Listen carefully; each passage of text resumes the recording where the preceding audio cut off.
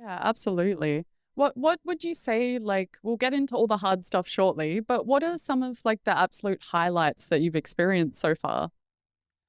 Yeah, for sure. I think honestly, even just that very first sale when I first started e-commerce is still a massive highlight to me. It's just something that gave me evidence or gave me proof that kind of doing this had its legs very, very early on.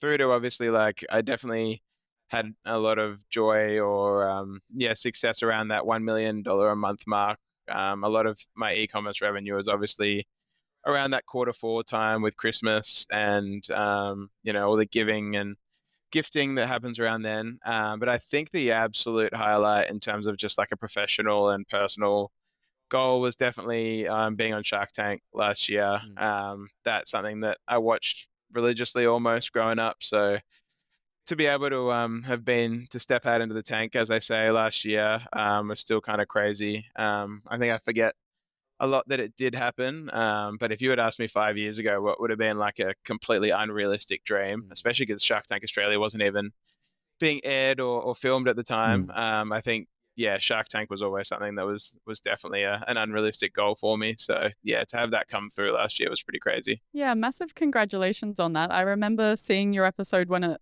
was first sort of floating around online. And it's just so great to see that like you actually have been able to follow through on that journey. So that's awesome. Thank you.